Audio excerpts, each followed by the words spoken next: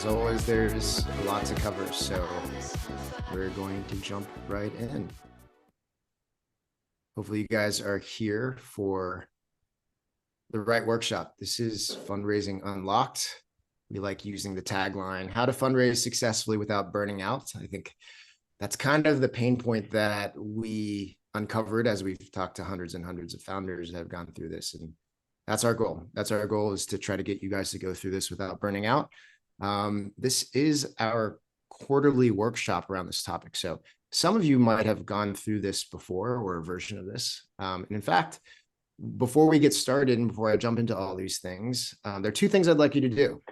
I'd love for you to throw into the chat where you guys are calling in from. I happen to be in Sao Paulo, Brazil right now on a LATAM whirlwind tour, Honduras, Brazil. We'll go to Mexico City after this, but we'd love for people to throw that through. And then I'd love for you guys to just answer this quick poll so I understand who I'm talking to. Have you ever been to a Zoom workshop? We'll let this run for a little bit and maybe go off screen share to see you guys in person. All right, where's everyone? I see Thomas, you're back in San Francisco. That's great. Wow, we've got some Brasileiros, Egyptians, Germans. That's so fun. New York. Canadians, good. Finally, someone from Los Angeles. I'll be back in LA relatively shortly. Okay, good. For a while, I feel like, Paige, we had been getting a bunch of Americans, which is kind of boring. But this is a very, very international crew. I'm excited to see you guys here. And I'll let you know, wow, we are pretty much half and half of newcomers and people that have never been to one of my workshops. So this is super fun. Excited to go through this, and we have some other people joining us. All right, so I'll end the poll there. Let's get back to it. This is Fundraising Unlocked. Like I said, we're going to try to go through some of the details and initial steps to figure out how to fundraise successfully without burning out. As a bit of housekeeping, since half of you have never been to one of my workshops, here are a few things. Would love for you guys to make sure you have your cameras on.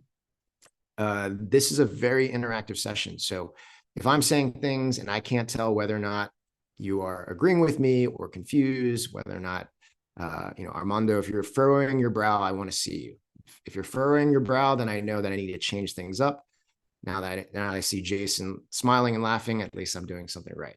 So cameras on is very important. The Zoom chat is open. We found over the last 3 years of doing this that Zoom chats during the workshops are one of the more fun places to be. It's a great place to connect with other founders because you guys threw in where you're from. You might be able to find some people in your area. And then take notes. There are going to be a few slides where I have very specific directions for you, and I want you guys to jot it down. I don't want this to be edutainment. I want this to be something that actually changes the way you behave and the actions that you take as you prepare for your future fundraisers. So please take notes.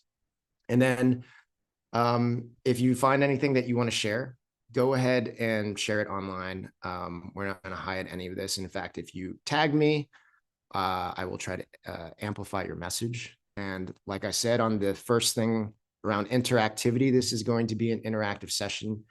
But what I tell people is, if you are not one of the people that get called on, your job is not to sit there and kind of laugh because I happen to call on Sung and, it's a difficult question. Your job is to think to yourself, well, if I got called on, what would I say? Right? Because we want you guys to have as many reps as possible. Okay. So first of all, why are we doing this? Why is it important for people like me to run workshops?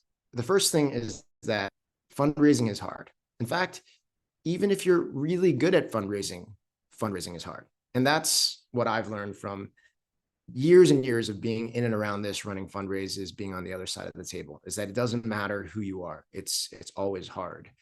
And it makes sense why so many people trip up when doing it, because the information is hard to get. Sometimes it's trickled out without context. Sometimes it's not that actionable. But I want to let you all know that it's totally possible to be done. I think that's one of the messages that I want to make sure that people hear, in these workshops is it's totally possible to get done as long as you do the work. And I know that a lot of you have been told like, oh, you might not be able to do this, you might have been rejected, that your idea doesn't make sense. But that's not for them. That's their issue. You can do this, right? As long as you understand what goes into being a company that gets fundraising, that gets venture capital dollars, all of you can do this. And the dream of building something big is a good reason to be going through this pain. And just know that the people that are able to do it well, they might know a few things that you don't know. And we're going to try to solve that as we go through these workshops. Okay. As an update to the last time I did this, some of you have already been to this workshop. There are a couple bits of data that I've gotten from my friends at Carta that I think are worth throwing out there on top of what I just said of why we do this. And so the first thing is there are these two graphs and pieces of information that I want you guys to understand is impacting the fundraising markets today. On the left, this is not exactly what Peter, my friend Peter at Carta, who runs all their data visualizations, he wasn't trying to show this exact takeaway, but what I want people to look at are those top two lines. It's the amount of funding that went into pre-seed and the amount of funding that went into seed on SAFE and where that is diverging from 2022 to 2023. Don't even worry about the labels pre-seed and seed because he defines them in a specific way. What you should know is that pre-seed in this graph means SAFEs of under $1 million, and seed on SAFEs is any over $1 million. And you're seeing them diverge as in more and more is going into this earlier category, which I would actually put into what we think about as friends and family rounds. And that seed, like the rounds of greater than $1 million are going down. What that means is if you are trying to raise a pre-seed right now, the pre-seed round is one of the more difficult rounds to raise. And so we all want to be aware of that challenge and how important it is to get really great at this skill so that if you are raising a pre-seed, you know what it takes and you actually can get that done. On the flip side of that I would put in the category of like a little bit scary. On the flip side, some of the more recent data, which has come out from Carta this year, is that venture capital firms seem to be calling more capital. VCs call capital when they need to deploy capital. And if these numbers say anything about trends around where the venture capital markets are, it does seem like we're on a better path in 2024. So we're excited to be doing this workshop to kick off this quarter and get you guys ready to fundraise. Okay. So why are you guys here? Well, I want this workshop to be for great founders that are ready to raise venture capital dollars. There are great founders that are not raising venture capital dollars. And they're great people too. They just might not be a fit for this workshop. So if that's you, you can feel free to excuse yourself. For the half of you that haven't seen any of my workshops before, let me show you a slide where I'm wearing the exact same shirt that I'm wearing right now. So half of my work, 95% of my work is actually around doing content like this, putting out more opportunities to teach founders what it takes to actually raise. And we do it completely free, our newsletters, our podcasts, our workshops, etc. And the last 5%, we focus on our services and our highly regarded bootcamp, Fundraise with Confidence, which we will walk you through. But we are going to break this down into two parts, right? This is a two-part workshop. First is today, we're going to talk about tactics and very actionable things that you guys can start building into how you prep for your fundraise. And on April 1st, we'll do a part 2 around how you get this done and tell you a little bit more about our workshop, our bootcamp. Okay. Before we get started, half of you, I love that we ran this poll to see how many of you have been through one of my workshops. Half of you know my background, half of you don't. So let me just quickly tell you. I was the head of new media products at MLB.com before I became a venture capitalist at Greycroft. I was a VC for about 4 years, hundreds of deals, generalist investor overall before jumping into startups. I was the co-founder and CEO of Tape, a SaaS tool that we ended up selling in 2020 after raising millions of dollars from top firms. After that, I sort of transitioned to this line of work. I was first Silicon Valley Bank's internal fundraising coach before leaving to do my own thing.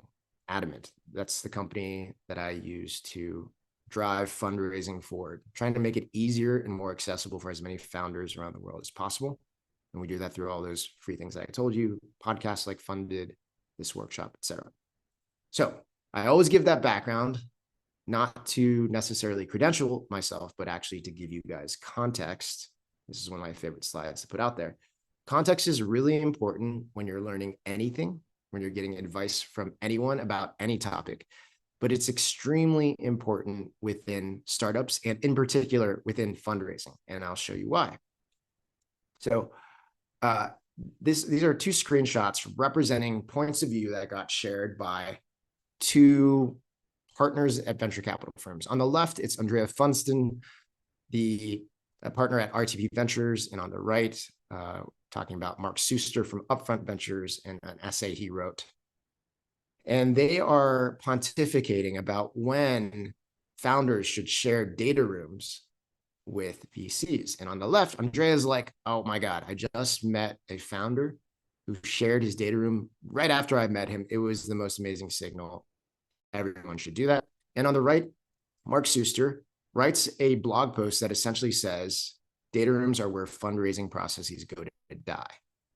So I always point this out as in like, well, how could two equally credible venture capital partners say completely the opposite things, like give you the complete opposite pieces of advice?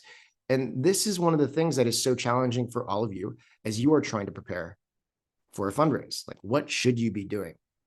And my push to you is that you need to be double clicking and looking for the context in which Andrea and Mark Suster and I give advice, because I never want you guys to blindly follow advice. I want you to really understand why they're saying the things so that you can apply what you've learned creatively in your own situations. So like what I always tell people is, while these soundbitey pieces of advice look like they super conflict, if these two partners were talking, breaking bread, sharing a drink, and talking about what they actually think about data rooms, I would venture to guess that they actually kind of agree with each other on most things. It's just how they decided to present the information.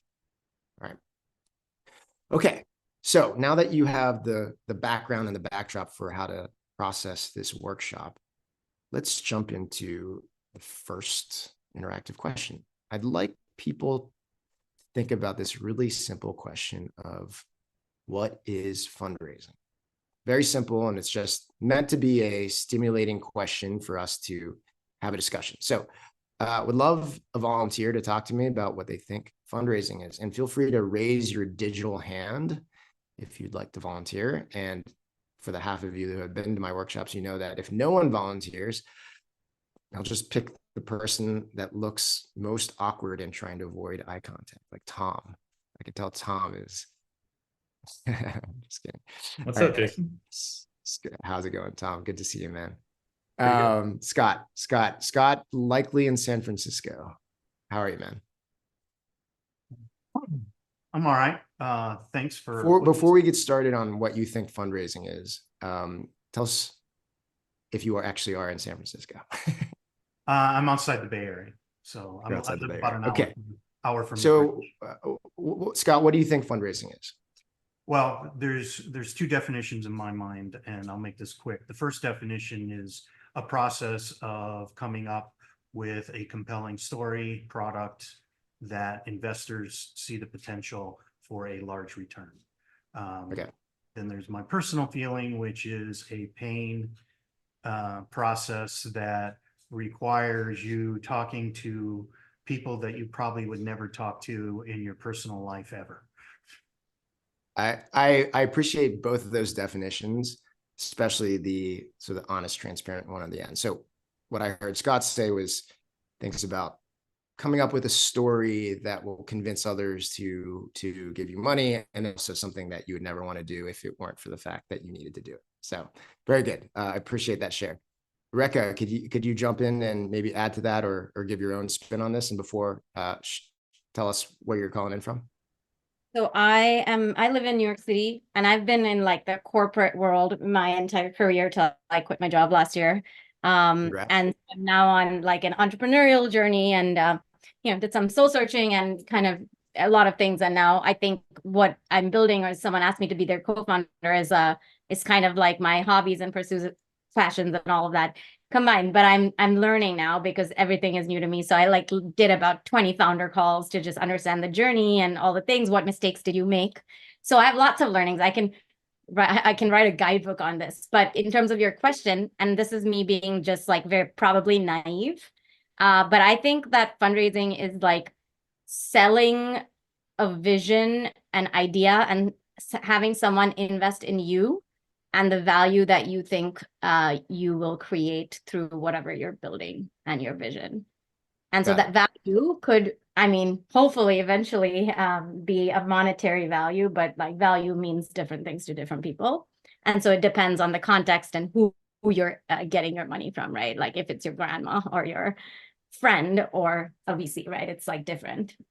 Love it. Okay, so a couple of things that Rekha talked about. And by the way, congrats on leaving the corporate world. Love that. You talked a little bit about like selling this vision, talked about like convincing investors to invest in you. And I also like that you pointed out, oh, there are different types of investors and you have to understand those people before you go into fundraising. Great. I think those are two good different points of view.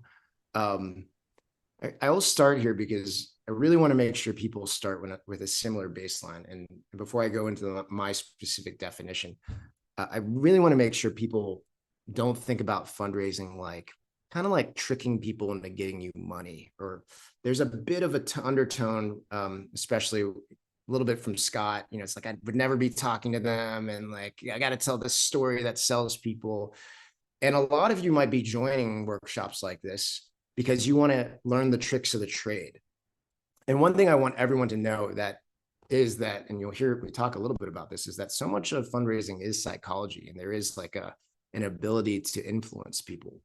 But I want to caution you, because if you study this hard enough, like if you went through every one of my like 127 essays, I went through all my workshops and thought about this deeply, you actually might be able to trick people into giving you money. In fact, I think I'm quite good at fundraising. I feel like I could jump into most of your companies, pretend to be you guys, and successfully raise company. But that would be a terrible outcome, because for any of you, if you figure out how to do this, fundraising shouldn't happen if you're not worth it and you don't really want to do it. And I really protect against this. Like, I don't want anyone to take money from other people for the wrong reasons. Not because I think that's like morally unjust or anything, but because like taking other people's money is a real commitment. And you start on this hamster wheel of like investing your life into something and taking on bosses essentially. That if you're not in it for the right reasons, you're just kind of wasting years of your life. And everyone here has such a high opportunity cost. The fact that you're here means that you could be making tons of money doing something else, an easy job, rather than going through this thing that is committing so much of you, right? So going back to the definition that I want people to actually think more about is a little bit aligned with this quote that I really love from Charlie Munger. So Charlie Munger, one of the most famous investors, partner of Warren Buffett, he has this quote where he says, "To get what you want, you have to deserve what you want." And I apply this to so many different things. But when I think about it for fundraising, what I want founders to understand is that when you're getting ready to fundraise, what you really are trying to do is demonstrating that you are a great investment opportunity. It might seem a little bit like self-referential to say this, but like I think fundraising is really about demonstrating that you are a great company and a great investment opportunity, and then doing the things to make investors discover that truth. So not so much about chasing after selling, convincing people, talking to people that you hate or that you would never want to talk to, but more about saying, like, putting it out there that I run this great company. My name's Tom. And if you would like to be a part of this journey, like if there are people that are excited about what I do too, then I'll talk to them, right?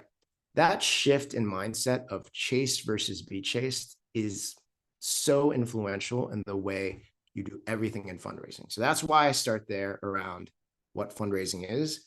I want everyone to really put it in their mind that they figure out why they're a great investment opportunity. They believe they're a great investment opportunity, and they start running a process that is much more about giving people the opportunity to see if they want to invest versus like finding the venture capitalists who are on pedestals and chasing them and begging them for money. Okay, so great start is readjusting your mindset around that. And then we're going to go a little bit deeper and ask questions of the audience about why you're doing this. So second question to volunteer for, and obviously no wrong answers here either. So if anyone wants to talk to me, I'd love to talk to people about why you're doing this. So raise your hand, please. Otherwise, there we go. Tom, I was going to cold call you anyways. Yeah, I feel like you let me off the hook the last time. Are you in New York City? Yeah, over in Very Brooklyn good. right now. So before we get into this question, tell everyone the name of your company and just 20 seconds on what it is. Don't sell us on it. Just tell us what it does. Yeah, I'm the founder of a company called Unthread. We help companies do customer support over Slack. So a lot of B2B companies now set up shared Slack channels with their customers. So instead of talking over email, you talk over Slack. We can imagine if you have a few hundred customers, we have a few hundred Slack channels that's impossible to manage. So we're a proper ticketing solution that's built into those channels, similar to how Zendesk solves email, we solve for Slack. Got it. Zendesk for Slack. Yep. So why are you doing Zendesk for Slack? So we actually built a previous SaaS company where we experienced this exact pain point. We didn't even set up these channels, actually. Our customers were setting up Slack channels with us to send us feature requests and bug reports. And as soon as we had like 10 Slack channels, we were like, this is crazy. We can't manage this. So yeah, we just kind of asked around, tried to see if this was a common problem, and saw that a lot of teams are facing this. So, we understand the problem space really well and are just excited about creating a better experience. Cool. Why is the fact that other people's companies have this customer service problem important to you? I think it's instinct as an entrepreneur to identify problems that people have that actually are like material, like problems that affect the business, right? Like if you can't solve this problem, you lose customers, you like lose revenue. Like this is an impactful problem that really affects the bottom line. So yeah, identifying real important problems and finding a way to solve it, I think is just instinctual.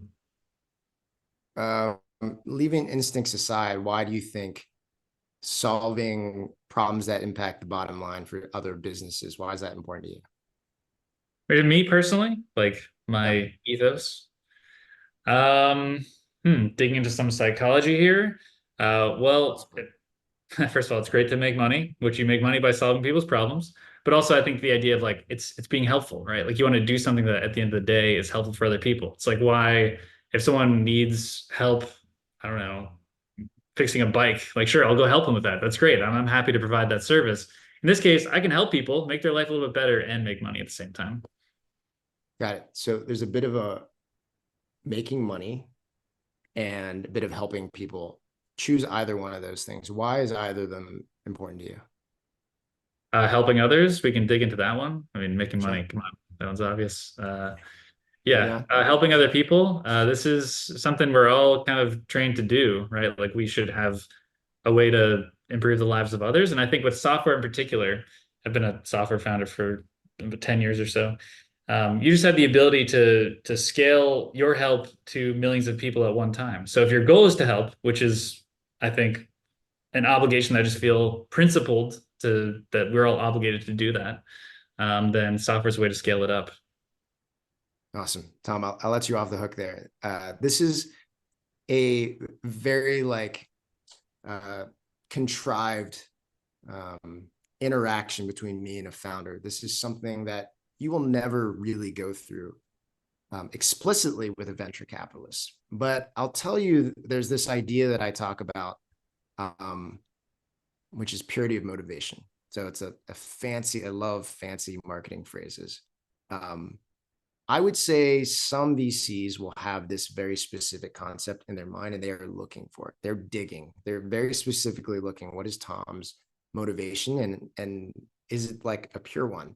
And even if they don't have a term for that, or they haven't thought about this themselves, they are implicitly going to be going around and asking questions about what your company, when did you get this started? What made you start doing this, Tom? Tell me more about it. What else were you doing before? Like, where do you think this goes? Because there's this realization, which all of you, I think, have, if you've started your companies, understand, which is like, man, it's actually really hard to start a startup. It's really hard to make a startup successful. And the other types of people that understand this outside of founders, that startups are really hard, are venture capitalists.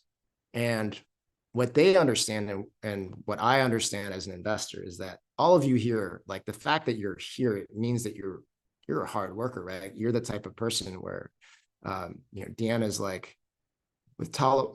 Wow, I was trying to reference your company. Talawa. Sorry, too many syllables. So Deanna is working on Talawa, and she runs into a wall, and she's like, "I'm a hard worker. I'm knocking down this wall." She runs into another wall, and she's like, "That's not going to stop me. I'm a hard worker." Third wall, fourth wall, and she keeps going, right? Everyone here has that in them, I'm pretty sure. But we're not talking about 5 walls. We're talking about 5 to 10 years of doing this. We're talking about dozens and dozens and dozens of walls and banging your head against the wall over and over and over again.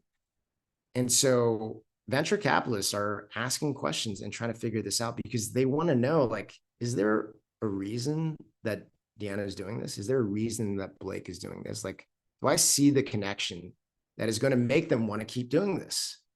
Like, beyond just the walls, but also beyond the $50 million life-changing outcome for Greg, like, which is completely life-changing, but is thought of as a zero in my portfolio. Like, those are the things that you have to understand. And by the way, none of these are character judgments. If you ask your question, do I want to smash my face against the wall for 100 times over the course of 5 to 10 years, or a character judgment around whether or not you would take a $50 million outcome? Like, those are all relatively fair things to do, but it does impact the way a venture capitalist thinks about investments. And so I leave this out there for you to think about, because we have this idea of like being a good founder running a good business is not all that it takes to get venture capital dollars. Like, you have to be fitting into a venture capitalist portfolio. And some of it is to make sure that you have this purity of motivation so that if you take on venture capital dollars, you know what you're signing up for and you're in it for the long haul. Okay. So end of my philosophical soapbox talking, but hopefully this gives you guys some things to chew on. Okay. Hey, Jason, this is Tim. How are you doing? Hi, Tim. How are you? Sorry. Good. Yeah, I literally got a very similar question on a pitch like 2 weeks ago.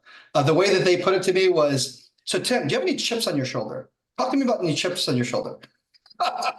And they went that way to get to my motivation. So just give you a heads up. That's the way that they approach it with me. Yeah. Yeah, I'll tell you, like, you might not get this type of questioning from all venture capitalists, but I would say as you get to more senior and senior VCs, they are much more aligned with this idea that I need to back only the founders that are going to go really far with this. I think a lot of emerging managers, first-time fund managers, you might see them back more. Just I like Scott, or I like Jason, or I like Malika, and maybe they'll do something interesting. As you get to this, so there's more senior, like seasoned VCs, they're like, we want someone that like has a real burning reason to go all the way with this. So I appreciate the context, Tim. Yeah, that was in due diligence with the managing partner. That was the question they asked me on the last call. Makes total sense. All right, thanks, Tim. All right, so let's jump into it. There are 3 keys that I'm going to go through here. We just went through what I usually talk about as sort of founder mindset, but we'll touch on a little bit of investor psychology, some stuff on killer narrative, and preparation and process, right? So let's get into it. I always set this up by asking people if they've seen this question before. raise your hand if you've never been to one of my workshops. You can raise a physical hand. Okay, keep raising. Never been to one of my workshops. And then keep your hand raised if you haven't been in sales before. Amazing. Lawrence, you got the great call because you raised your hand. So I appreciate that. Lawrence, first, where in the world are you? I'm calling from the Bay Area. It's about half an hour away from San Francisco. Amazing. And it sounds like you're originally from Alabama. Can't tell the Actually, accent. Spain. I'm just kidding. Yeah. Awesome. Very cool. So before we get into it, how about 20 seconds on your company? We'll just give you an opportunity to practice your quick pitch. What does your company do? My company is building an AI assistant for farmers. We bring the power of Gen AI to help farmers know how to better manage their farm, reduce their costs, and improve the total overall profit. Besides Nice. growing things healthier. Nice. Nice and concise. I love that. Okay. So you've never seen this question, sell me this pen, right? No, I think maybe some Maybe articles, places, but I've never been on sales. Maybe heard of it. Okay, cool. So this is actually a very common and a common question in sales interviews. So if you were interviewing for a sales role with me, I might say, Lawrence, will you sell me this? So I'd like you, as a demonstration, like just stare at this pen for a second, and I'd like to have you try to sell me this pen. Okay, well, let me try. Well, hey, Jason, I have here a pen. You will be able to, to write, compose your ideas. I'm sure that with this, when you can take notes when you're on the meetings, you can go and explain to other people. This pen will help you realize all these things that you've been wanting to do. Come over here is actually quite cheap, and go and try it, and you will not be able to live without it. Lawrence, thanks so much for being part of the demonstration. Everyone kind of give him a visual round of applause. That's not easy to do, especially if you haven't been in sales. And it helps me sort of demonstrate and teach some things. So I give this demonstration because it is exactly what most founders do when they start going into fundraising without actually understanding what it's all about. So if you were to go through sales training, Lawrence, one of the things that they would tell you about being a great salesperson is that you have to get into the mind of the buyer, right? How can you actually convince someone to buy something if you don't know why they're buying, right? And so the standard way that people would actually teach you to go through like a sale of, or an answer of selling me this pen is I might go, Lawrence, I'm excited to talk to you about this pen. But before I do, I'd love to hear a little bit more about you. Can you tell me about you and your company, right? Because you might find out if you were to ask me that I never write anything. Everything is done digitally. And really, I just think pens make me look smart. So I want like a pen that I can put on my desk that people will recognize and that's heavy enough to keep my papers from flying away. If you heard that, then when you were selling me the pen, you wouldn't say anything about writing. You would just be like, this is the most beautiful pen you've ever seen, and feel the weight. The weight is amazing, right? And I realize that this might be a confusing analogy for some people because I don't expect you to go into venture capital pitch meetings and go, well, tell me about yourself, VC. What I'm illustrating here is that people jump into fundraising and they don't know the first thing about why and how venture capitalists make decisions. They think they know, right? They surface level know, but they haven't really double clicked on what the decision matrices are for a venture capitalist. And that really throws a ton of founders off. And so one of the assignments that I'm assigning all of you, whether or not you think you know venture capital or not, is before you go out and fundraise, I really need you guys to learn how investors make decisions. And we don't have enough time today to go through like all the modules on investors and business model, et cetera. But here are a few things that you can do. So jot these down. These might take you 5 minutes if you already know venture capital.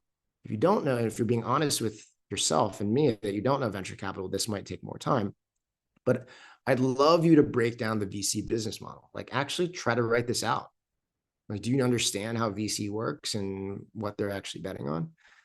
My little hint is to follow the money, see where the money goes. And then list out questions that you don't understand.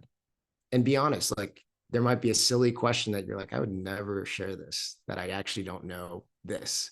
I've already raised multiple rounds of capital, but I don't know this. List out the questions that you don't understand. I think this would be valuable.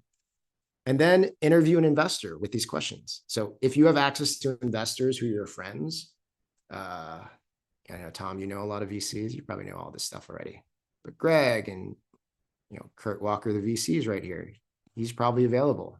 I know he's a friendly guy and available online. Interview an investor and see if you can get them to just share these details. Like, I think actually a lot of people would be open to that. And if you can't find any of those people, ask ChatGPT. Go into ChatGPT and say, hey, you are now Investor GPT. You are a venture capitalist that focuses on seed investing in the United States in my industry. I have a few questions for you because I don't understand venture capital. Interview ChatGPT, get as smart as you can around this stuff. Okay. There's another way that you can learn, which is maybe consuming some of my content. This is a little bit of a plug. If you don't already, I have a newsletter, I have a podcast, tries to break down these things in a variety of ways. So check it out. Okay. All right. Killer narrative. Let me check on our clock. Doing pretty well. So I would say that most people, when they think about getting better at fundraising, this is where they zoom in on. They're like, killer narrative. I've heard people talk about storytelling and decks. It is important. I wouldn't say it's the most important thing, but it certainly is important. We're going to cover some of the things that I think are important, are most important. And one of the reasons that I actually really like teaching storytelling and narrative development is because of, I'm not sharing the screen, is because of this image, this idea of the journey is the destination. Probably heard about this for a lot of different things. The story I always tell is I got my MBA, and when I was getting ready to get my MBA, I was applying to all these schools. I got this advice where someone was like, oh, spend time on the application, because the application itself will be so valuable. It's like the journey is the destination for this thing. So just spend time on the application. And I remember rolling my eyes and being like, this is stupid. But turns out when you applied for business school, one of the questions is like, why are you trying to get an MBA? And you have to write an essay about it. And I remember it was one of the first times I'd ever thought about, what would my career look like? Why was I doing this? And I did write an essay that tended to line up with what I was doing. It was like, I liked technology. I wanted to do more with technology. I wanted to start companies. And it really influenced the way I've spent the last 15 years. And so I think about that a lot. And I think about that with fundraising. The journey is the destination is something I think through, especially with creating your narrative, because there are so many of these situations in startups where this situation comes up. It's like, oh, I need to come up with a great deck and narrative. And I'm like, oh, this is so annoying. I'm doing this just for investors. I'm doing this dance for investors. But it turns out when we look at narratives and we say, Malika, you're saying too many things in this deck.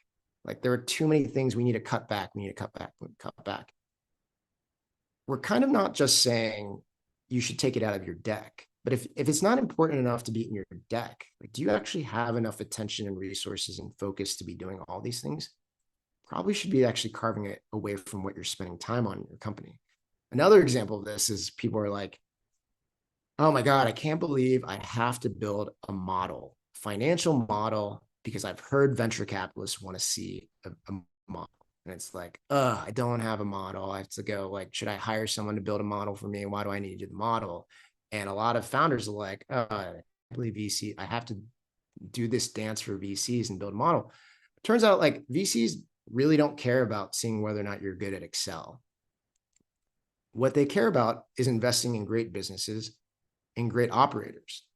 And it turns out the best businesses and the best operators run their businesses by the numbers. So they want to see that you're doing that. And it turns out also that if you find out that VCs want that financial model, and that's the reason that you build your first financial model, and then all of a sudden you're looking at your financial model and then you're like, well, shit, like, do these unit economics work? Or how am I going to get to this point? And all the stuff that they're trying to get you to do for fundraising ends up molding the way you run your business. Well, look, turns out to be a pretty good thing. And so that's why I really love this image. It's like, are you trying to sound better to investors, or are you trying to run a better business? It turns out a lot of the things that investors love are indications of a better run business. So when I push you guys to do more within narrative development, decks, etc., I actually think the journey is the destination. It's going to be valuable for you. So listen to these things. It's not just about like fluffy storytelling, at least the way I do it. Okay. So let me give you a couple of frameworks that will help you. We're not going to dive super deep into this, but when I think about narratives, I try to think about BIG, something you guys can all write down. And in this case, BIG is brief, interesting, and grandiose. Okay. Can you tell a story that is not only huge and interesting, but also brief? Not super easy to do and takes a little bit of effort, but try to hold those three things in your mind and you won't go wrong in terms of like being able to tell a great narrative. In terms of how stories should feel, how decks should flow, a couple of frameworks I want to run you through. So the first one is the nod along effect. I think about this idea of how decks and stories should be laid out. And in my opinion, there's no one way to set up a story or a deck. Sometimes if you Google it, you might see like the perfect slide deck. It starts with problem, solution, team, why now, market size, etc. I actually don't think there is one set. I think every story is different. But what I do think is important is this idea of the nod along effect, of making sure that you have a story and a deck that gets someone to nod and nod and nod and bigger and bigger and bigger until you get this final big nod. And Blake, what do you think that final big nod is? Like, what are we trying to get them to say? I believe they believe in what you're selling, that you are the right team to solve the problem that you're describing. So I wish you had said, I would invest. Usually I try to set people up to say the wrong thing. Pretty good answer. What I want people to understand in this little side comment is you're nodding and you're nodding and you're nodding until you get to this big nod. And really all we're trying to get them to do is say, yes, I'd like to learn more. That's all we're trying to do with the first interaction. A lot of people really think that they need to close the deal on just the deck, like it needs to put everything in there. We need to get them to be interested the whole way through and just want to learn more. So thanks for interacting there, Blake. But that's the nod along effect. And there are a bunch of things that can break momentum in the nod along effect. It's like confusion. It's too much information on one slide. It's a weird flow. And so when you're thinking about how all these things flow together, they're not just slides that are carrying information. They are a pacing of how you're telling a story. And think about this. Think about if you can get someone to nod along all the way to the end, right? One of the biggest mistakes that founders make is thinking that once they get an audience with a VC in almost any format, whether it be a deck, a first pitch, or an email, that because they got that audience, that means that they get to spend the whole time dumping information out. And at the end, the VC will synthesize everything and then make a decision, which is just not the case. In any of those situations, if you don't keep a venture capitalist interested, they will tune out. Literally, even in a face-to-face meeting, if you suck in the first 5 minutes, they will make a decision that you suck and they'll be confused or they don't want to listen and they'll kind of tune out. So you have to be really good at keeping it going the whole way through. So that's the nod along effect.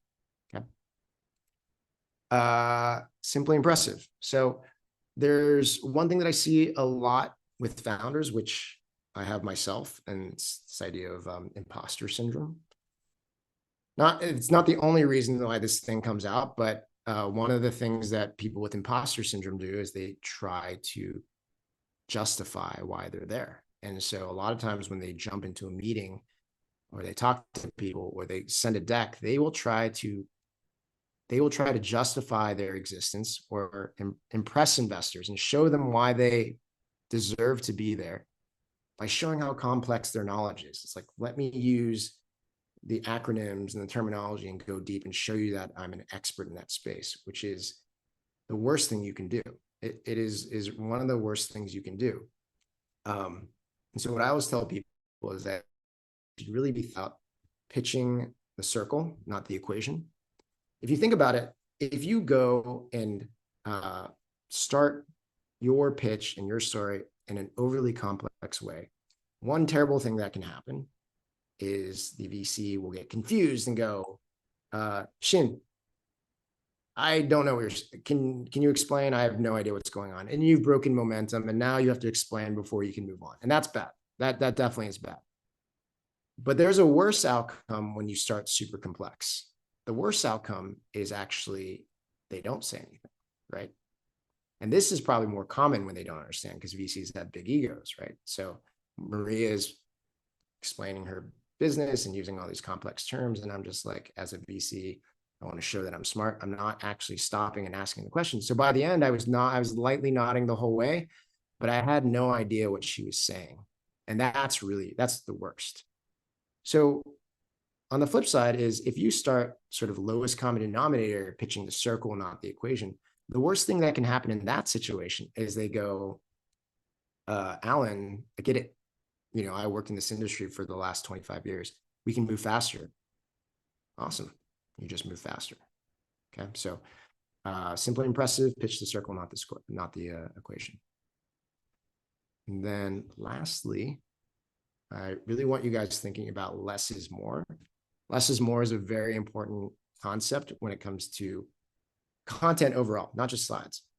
I think about a 10 slide target. Like I really think the best founders in the world can do their decks in 10 slides.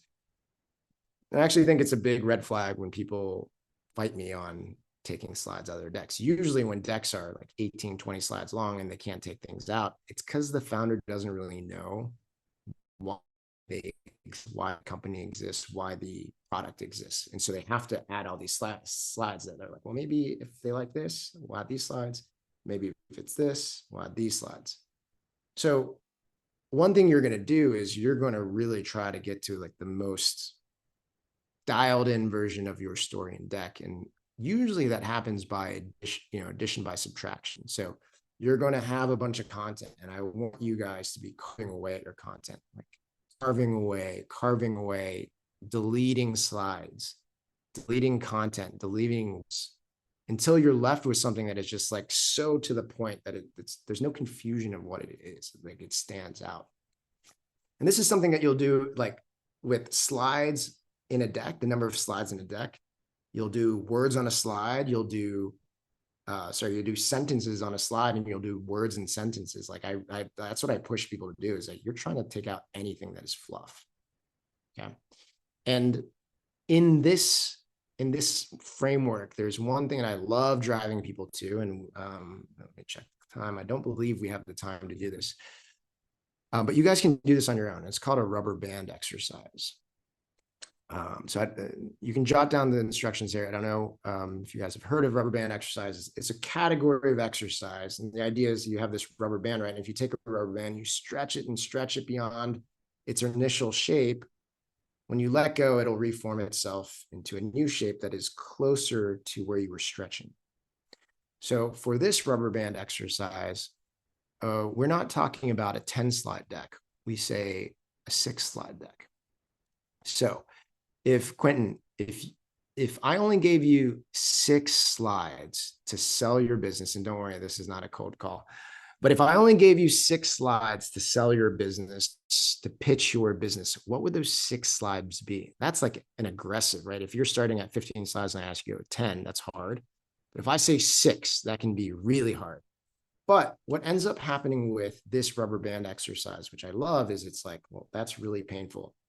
I guess I'll do these 6 slides. And then you get feedback on it, and we say, Quentin, let me tell you what's confusing. And you're like, okay, I get it. I only had 6 slides. And then I say, well, if I gave you one more slide, what would that 7th slide be? And then you're like, thank God, I would add this slide. So you add the 7th slide. And then I'm like, okay, well, if I gave you one more slide, what would it be? And you're like, oh, maybe the 8th slide. And then if I give you one more slide, you're like, oh, I would sort of lubricate the transition by putting this slide in. And a lot of times when you do this exercise, you're at like 9 slides and people feel really good about where they are, which is an amazing outcome. So think about this. Try this exercise yourself. And when I say 6-slide deck, I don't mean take your, I don't want Max to take his like 25 slides, take all the content and jam it into 6 slides. I mean, what are 6 concepts that you would use to sell your business? And start there. Like, don't even, really, you should be thinking about like bullet points. What are 6 bullet points that you would use to sell your business? That's the idea of the rubber band exercise 6-slide deck. Okay. And in terms of the full exercise to get you to a great narrative, the thing that you need to be driving for is not only iteration, but feedback. Okay. This is one thing that we drive all of our founders who go through our programs is like, look, founders are just too close to their business to do this well on their own. Like you guys, when I say you guys, I'm kind of in that group too. We all think that things are important that aren't important. And we overlook things that are important that we didn't include because you're just too close to the business. You understand it too well. You think things are interesting that aren't that interesting. So you really need outside feedback as you're trying to get to a really great version of your content. So what I would push all of you to do is to try to force yourself to go through 5 iterations, 5 rounds of feedback. You have your rubber band exercise, your 6 slide. You then can extend it to what's called a shitty first draft, like a version of it, like the final 10 to 12 slides. And then you're going to update the content and get feedback, and then maybe incorporate images, and then finally polish the whole thing. You really should force yourself to go through that number of iterations and actually get feedback if you want to have an awesome version of your deck. Don't do what I've done before and a lot of founders do, which is like just go into a corner and be like, I'm going to do this all myself and come out with the deck that I use and then start pitching against it. It's just not a good way to do things. All right. Okay. Last thing, preparation and process. Honestly, the least sexy title for the keys, but actually probably the most impactful. So don't leave yet. I think this is really important for you guys to go through. What I always tell people is, and this is a funny slide for this international audience, good old Abe Lincoln. He's actually the 16th president of the United States, but he has this quote, given 6 hours to chop down a tree, I would spend the first 4 hours sharpening my axe. Really good quote when it comes to fundraising, because preparation is so important in fundraising and something that so many founders avoid because it takes you away from your business. So what I'd ask you guys is this: who here has gotten a no? Who's already pitched before and gotten no's? Heidi, I'd love to spotlight you really quickly. How are you, Heidi? Hi, good. Where in the world are you? Los Angeles. Awesome. Can you give us 20 seconds on what your company does? A little bit of practice for you to articulate what your company does. We're building the next generation of climate resilient streetlights and providing a micro grid in the process. Very cool. Very cool. So you've gotten a no before. Yes. Do you remember when the last no was, roughly? Probably about a year ago. Okay. And how did that feel? How did that no feel? It's disappointing. Anything You put else? a lot of work into it, and so then it's frustrating. Yeah. And yeah. Does it make you think a certain way about your own business? How do you think about that? It definitely, like any rejection, it definitely knocks you down, makes you doubt. And so then you look back again at what you did and whether you prepped right, what you start to dig through what all the mistakes you might have done. Yeah. It's kind of the standard practice. Super standard. And Heidi, first of all, Everyone visual applause for Heidi. Kind of a vulnerable moment. And I'd say also, I do this workshop all the time, and there's some people that come up and they're like, I ask the question, have you ever gotten a no? I'm like, yeah, I've gotten a no. I'm like, well, how did it feel? And they're like, honestly, not too bad. Yeah. They're like, try to put on this, I don't know, this face of like, yeah, it's just a part of the process, right?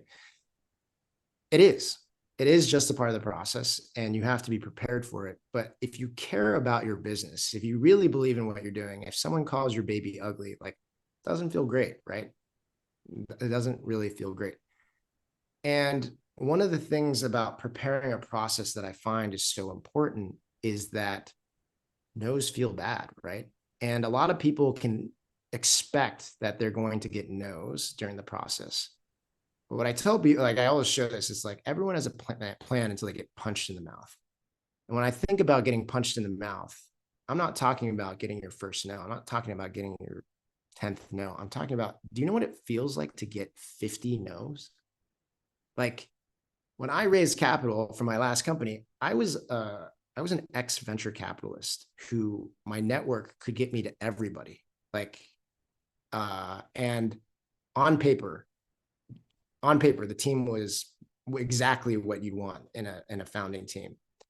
And we got like 40 no's. And I remember, and 40 is small relative to like, you know, what you probably should expect. And I just remember, like that feeling. I still remember that feeling.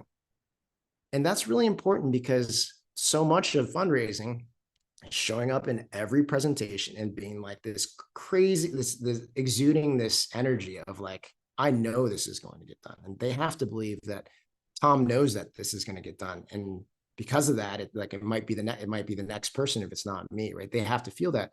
And if you're not prepped and you don't have the right preparation and process in place, you will get that no. And the next one, you know, between the time that you get that no and the next pitch, you're like ruminating on it, you're thinking about it, it really impacts the way you show up in the next meeting. So when we think about preparation and process, we're trying to set up a situation where you go in to every meeting and it's just like, with or without you, this is happening, right?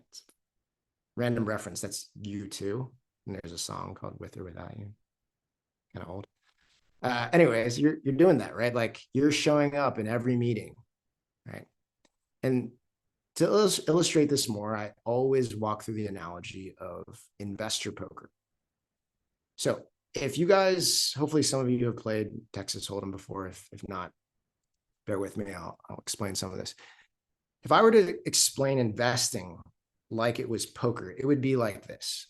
It would be like, you know, let's say I met Andrea. Let's say I met Andrea. She's a Taiwanese friend of mine. And she got introduced and I found out about her business. And it turns out the business that she's running is in an industry that she worked in for 20 years. Not only that, but her co-founder is someone she worked with twice before. Turns out there are two things that VCs are always concerned about in early stage investments. It's whether or not the founder has validated the business model. And then there's this other statistic that's something like 78% of all startups fail because of co-founder conflict. And if I met Andrea and she checked those two boxes, it would be like I got pocket aces in poker. So the question is, in this situation in investor poker, does the investor place her bet? After such a great hand, do you place a huge bet now? Maybe. But what if later I find out, wow, actually, Andrea, we did some back channeling, you know, diligence on her and got some references and they were glowing. Not only that, but she has an initial customer and we found out that they really, really like the product. It would be like after the flop, having a flush draw and a straight draw. Really, really good situation to bet. And do you bet then?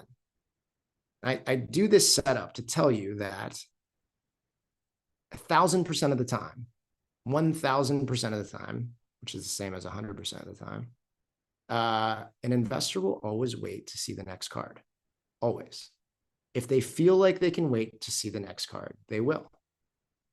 So it's your job in preparing your process to make them feel like they can't wait to see the next card, which means the obvious one is that they think that someone else will do the deal. But they could also think that the company is doing so well that if I don't invest now, I won't get the terms that I could get right now. That's another reason that they can't wait to see the next card. But if you don't do that, they will always wait to see the next card. So what this leads me to describe is what most founders do in executing the most common fundraising mistake, which is their fundraisers will look like this. It's like, I'm in Brazil. I got a connection to that great investor, Isaac. Let me pitch him. I'll pitch Isaac. And, how'd it go? I don't know. Went okay. Like, all right. So who else should I pitch? Marina. I think I can get an introduction to Marina. I'm going to pitch Marina. I pitch her. She says no. I'm like, crap. Who else? And so what we end up having is just a bunch of piecemeal processes, one after the other. Everyone's just trying to get one investor to say yes. And in these processes, what you're doing is you're putting each investor on an island to make a decision on their own to invest now. And can that happen? Yes, it can happen. But it is the least likely way of getting an investor to make a decision, because they will, if they feel like they can wait to see the next card, they will. So what I would rather people understand in the opportunity ahead of you is to understand this. A single arrow is easily broken, but a bundle of 10 is not. In this situation, I'm talking about more like a bundle of 100. So what we're trying to get you to realize is that when you start any process, whether it's an angel process, pre-seed process, a seed process, is that we are really trying to bundle this. One of the terms that I've become known for is this idea of calendar density. It's a way of thinking about setting up the launch of your fundraise. Instead of just willy-nilly piecemealing it out with a loose process and zero pressure, we're trying to get your fundraise to start from one point so that the first, call it 2 to 3 weeks of your fundraise are packed with meetings. That's the ideal starting point for any fundraise and what we're driving towards, okay? And we're going to have a couple minutes of Q&A, but I used to end the workshop there. And then people were like, this was amazing, like blah, blah, blah, calendar density. And then they left and they were like, calendar density, how? I don't understand how you actually get that done. It's actually harder now that I think about it. And so I added this one little clarifying point, this one little trick that is the unlock, I believe, for calendar density. So most people think about starting a fundraise of being like, when I launching my fundraise is starting to ask people for introductions. And if you've ever fundraised before, if you've asked anyone for anything, honestly, you know that some people answer quicker than others. And so the big key here is, for me, when I'm coaching founders to prepare their fundraise, instead of launching by asking for intros, what I have them do is do all the research ahead of time and ask a bunch of people, hey, Thomas, could you make an introduction to Paige for me? Yeah? Amazing. Okay. When I launch my fundraise, I'll follow up with you. I'll make it really easy for you. Danielle, can you make an introduction for me to Armando? You can? Amazing. Awesome. When I launch my fundraise, I'm going to make this really easy for you.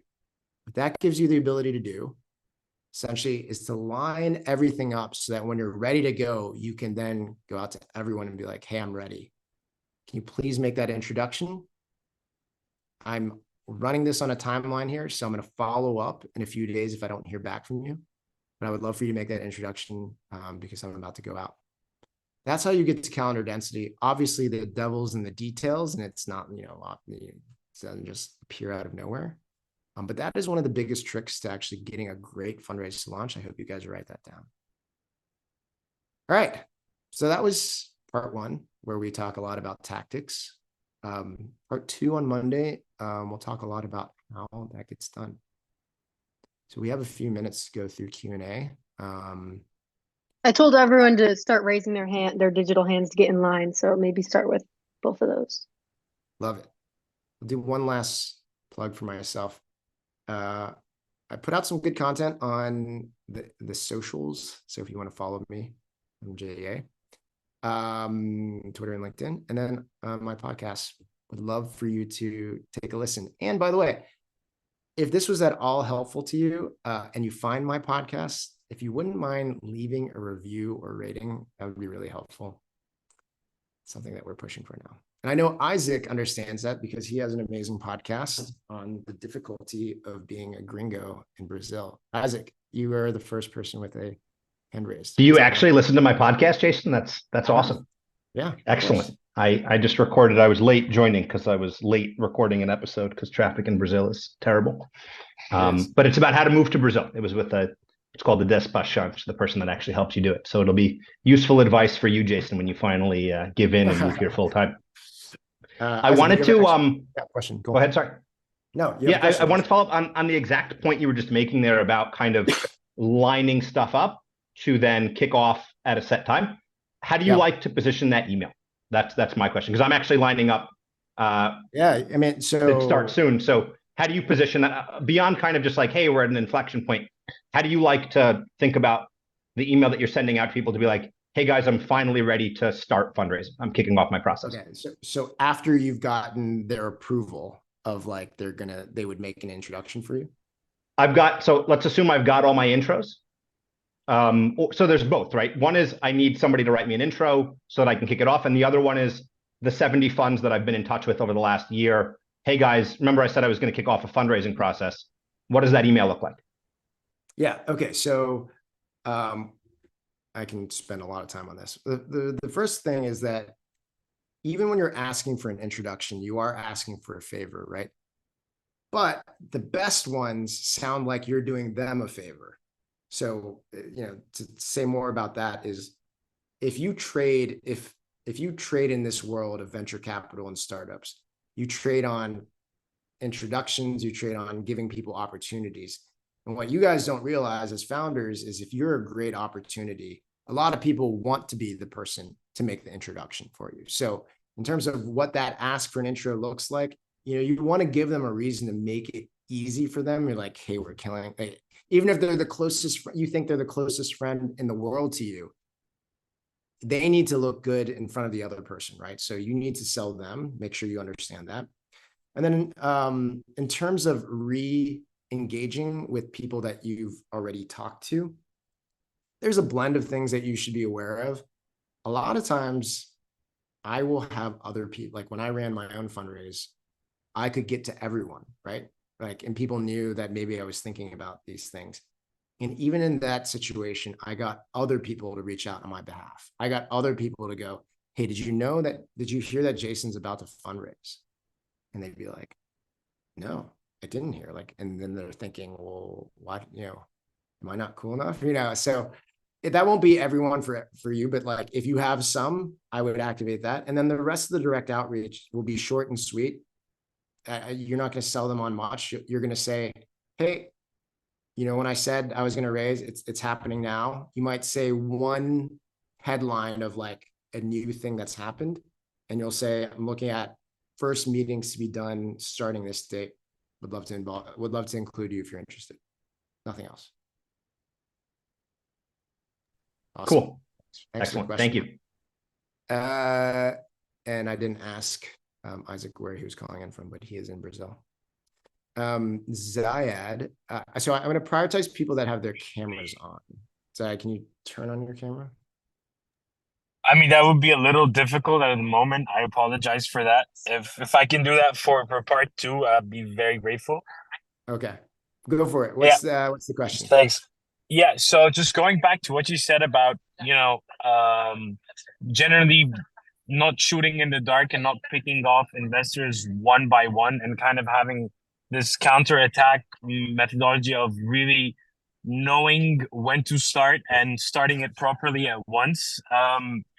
I was just wondering, is it a good idea to maybe mention when you have everything set up for yourself and you kind of know that, okay, now I'm going to start talking to investors because I've done my homework?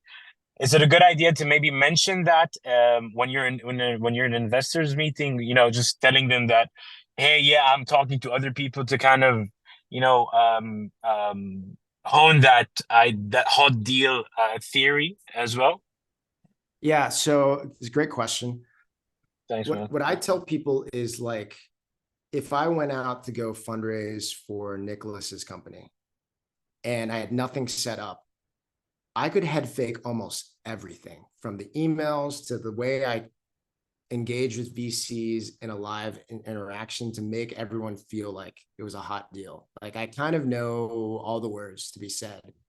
But that's only because I've been a VC and I've been an angel investor and I've raised capital multiple times as a founder. So I kind of know that like cold. I would not recommend any founder try to like, unless they feel like they are an advanced expert, I would really recommend no founder try to be like, and by the way, like, say words that try to artificially say that it's a hot deal. You're going to mess it up. It's going to sound really synthetic. It's actually one of the reasons why calendar density is also so important for like first-time fundraisers, is because you won't have to make things up. If you do it right and your days are packed with meetings, things will happen naturally. Like, you will be 5 minutes late to a meeting and you'll be like, I'm so sorry. I just like we booked all our first calls and last investor just took so much time. You'd say things like that. Your Calendly will be booked out. There won't be that many slots and it'll just happen naturally. So yeah, I unless I knew more about you and exactly how you would do it, I just wouldn't encourage you to like even think about dropping things artificially. Okay. Perfect. Cool. Thank you. Quentin, where in the world are you? I'm in New Jersey. I'm an Australian Israeli near New York City. So central New Jersey. Yeah, so I'm going to ask, I guess they're sort of stupid questions, but you were, well, I know no question is stupid, but wait till you hear it. So you were sort of saying the deck should be 10 or 12 slides, and that's really like the max.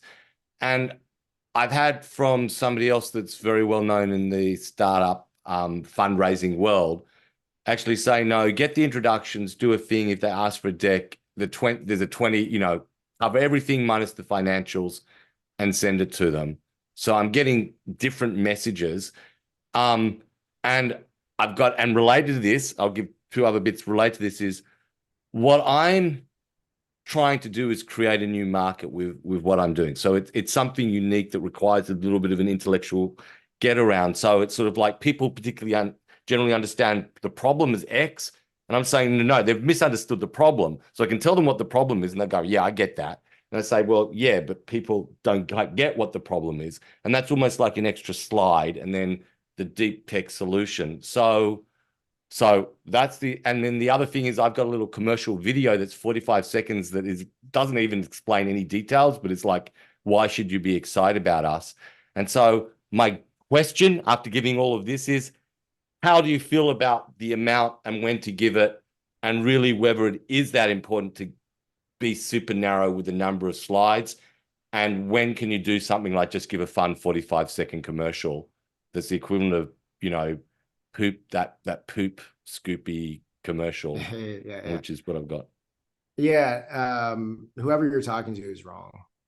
No, I'm just kidding. I don't know. I don't know what they're saying. I'm sure it's really smart. I mean, it's probably exactly the same as like the data. The one that you had at the beginning, right? About whether you have that. I'm sure if I talk to him and he's as revered as you say he is, we probably agree on most things. Here's what I'd say. And I'll make a comment about non-standard formats for information too. So like your version of your video, a lot of people are like, can I do a Loom video? Like walking people through it. Some people are like, can I do a memo? Like, what about the memo? I don't like decks. My first comment is the people that can rely on not using a deck are people that can rely on not using a deck.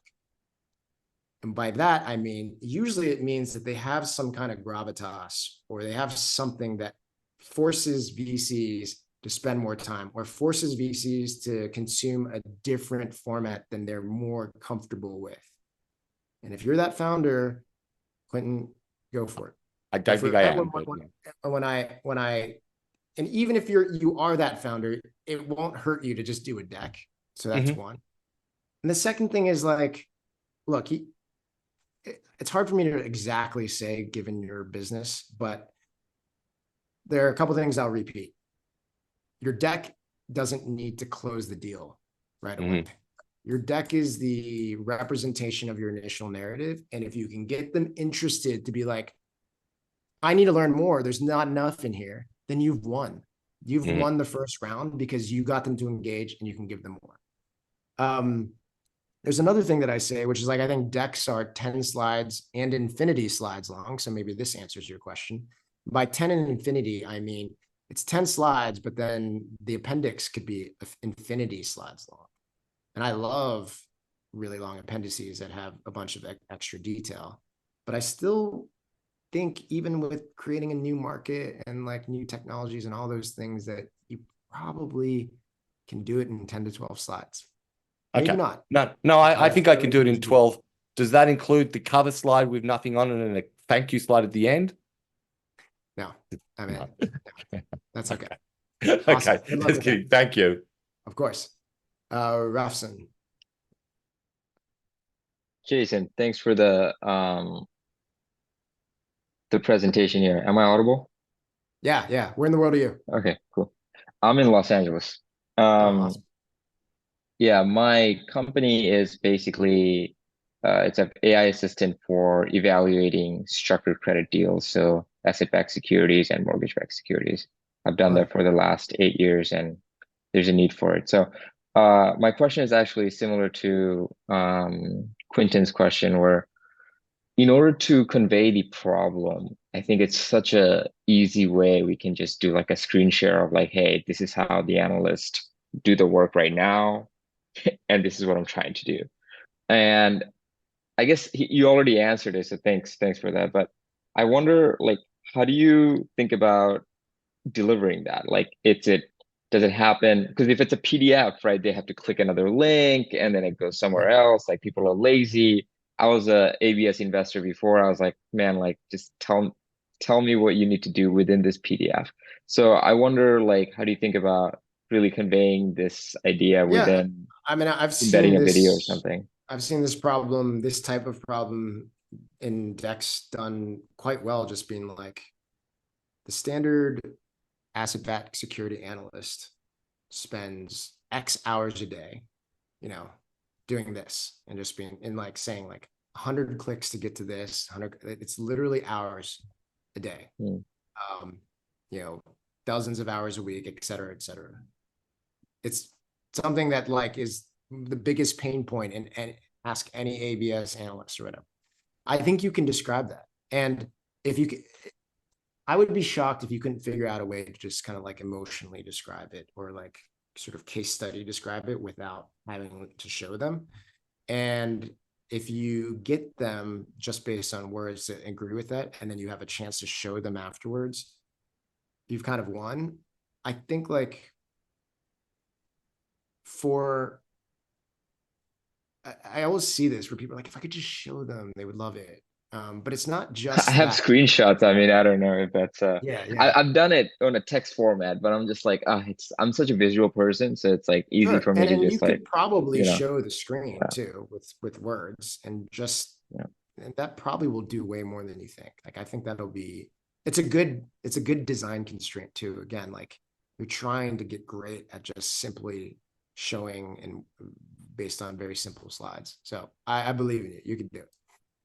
I have one more follow-up. So you said 10 to 12, right? And you said appendix. So does the appendix include the 10 to 12, or you're saying the appendix can be like infinity? Great. Okay. Yeah. Got it. Cool. Awesome. We're going to do just one more. We're running kind of long here. Let me just make sure I don't have, You know what? I can go all the way to 4:30 if you guys want to keep going. I do have a meeting though. Who's up? Oh, there we go. Nick, how are you? Where in the world are you? Hi, Jason. Thank you. In Mexico City. Oh, I'm going to be there in a couple weeks. Oh, really? Oh, Yeah. that's lovely. I have some tips for you if you want to walk around the city. I'll host an event and hopefully invite people like you. Cool. So, Would love to be there. So my question, well, I actually have two. If we have time, I'm gonna try to be very fast. The first one's a little bit similar to Quentin and Raf soon. I've been building my pitch for many months now. I've been on and off receiving feedback from VCs, from other founders, and I feel like the pitch right now is very solid. I think it's very good.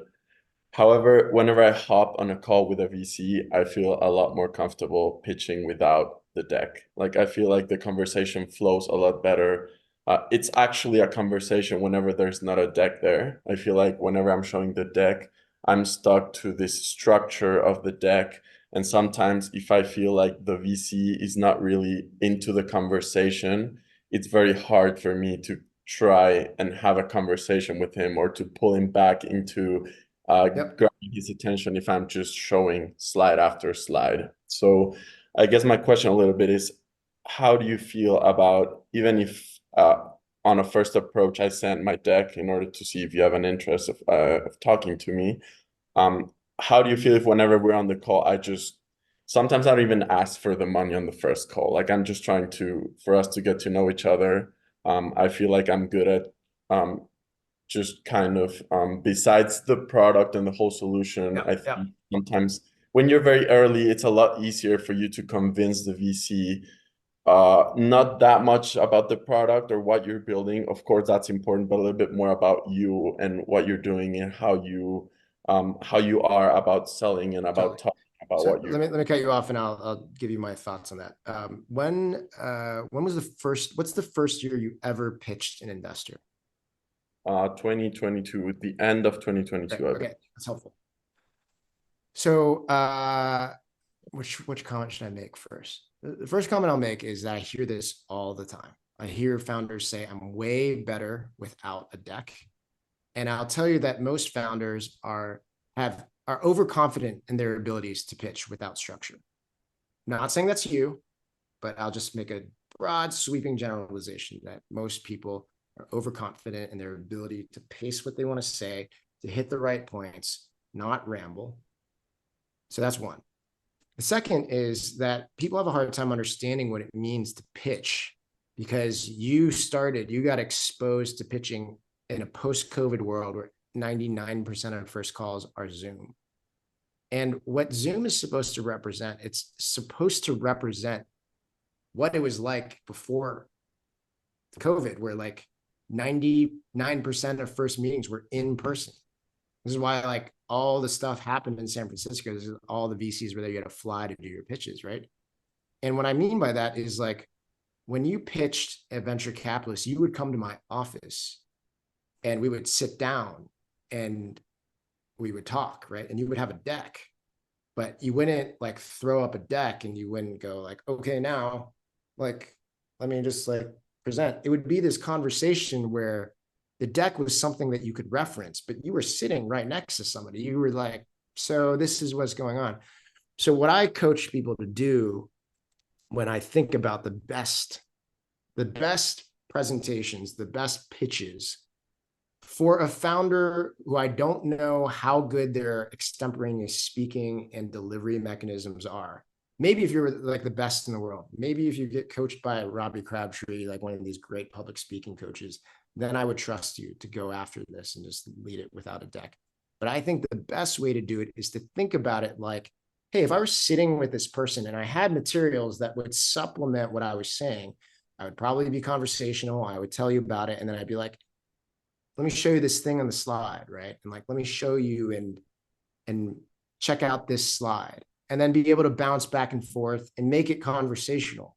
It doesn't mean that because you're using a deck when you present that you're going to go slide 1, slide 2, screen share the whole time, no, not look at me. You're going to have a conversation, but the deck will give you structure, will give you things to reference. That makes sense? Yeah, that's perfect. Cool. Thank you. Let's go with Lawrence, and then if we have time, which I'm not sure we will, we'll come back to you. Hey, Lawrence. Hi, Jason. I'll make it quick. When I pitch, I usually have a decision to make. I can talk about the market, what I can do right now, my way to approach it, and what is realistic, or I can talk how big it could be, all the dreams, how large this when it hits. Which one would you go for? One seems unreal. One seems to daydreaming and there's no way to get there. And the other one may seem that the market is too small and not worthy of even investment. What do you do? Yeah. I don't have a single approach. You can do both, really. So there are two things you just need to know what the pitfalls for the two structures are. There's one where you race to the end and then show them how you get there. And there's one where you build up and you're like, this is what we're doing now. This is what we're doing now. And by the way, this is the direction of the vector, which could be huge. And all I would say is that try out both, right? This is what I meant by like get feedback and just don't do it all in your head. And like, which one, A or B, A or B, A or B? Okay, it's A, and then I have to do A. Like, try out both and see what other people think. But just know that in the one where you're like rush to the end, like show the ending and then get them to like stay along for the rest of the ride. You like sometimes it can be too fantastical and not really line up with the view that a VC has of you. So like if it's so fantastical and like I don't understand why he would even be in a position to do this, it can kind of throw people off. So your lead up to that has to help with that. Like we're talking in generalities here. So just be aware of that. And the other one, which is like, we're working on a calendar scheduling app. This is what we're doing. Like you can trigger the feeling like, wow, this is way too small. How could this be big? And in that narrative telling framework or format, you have to be great at keeping momentum of being like this, and we made this progress, and we made this progress. And by the way, we realize that once we keep doing this, we're going to be marching all the way to here. And they have to know that you're the type, in that situation, they have to know that you're just the type of founder that is like in love with this market and it's just going to keep going and going and going. So I've seen both. I can do my own company in either direction. And you're just gonna have to figure out the one that you tell really well that resonates with listeners. Okay. Thank you. Awesome. Thanks, Lawrence. Malika, why don't you say really quickly? I just want to say hi, but I have to. Oh, I don't need to say really quickly. Okay. It's all good. Hi, how are you? I appreciate these. Your calendar density approach, it's all around kind of like intros and that. Do you also recommend like filling out those forms and submitting your pitch deck to the standard app? Like, is cold outreach a part of that, or are you advocating cold outreach is a part of every fundraise. It's just a really small part, but it's a really small part. 5% maybe. It's generally, it's like there's going to be a point where you have diminishing returns around the amount of time you figure out how to get the intro and when you need to launch your fundraise. And for the rest of those, you'll write an amazing punchy cold email and know that the conversion on that even is probably like 5%. I see. But do not like take the shortcut of saying, I don't want to do the work to find introductions. So I'm just going to send out a bunch of cold emails. Okay. And submitting decks online. Yeah, don't do that. You can do that. I mean, you can do that, but like every investor that says they take cold and they take submissions would rather you be introduced 1,000% of the time. Thank you. Great. All right, guys. I hope I see you guys all on Monday. It's a great session then. Really enjoyed seeing half of you be new, and we will catch you next time. Thanks all. Thank you.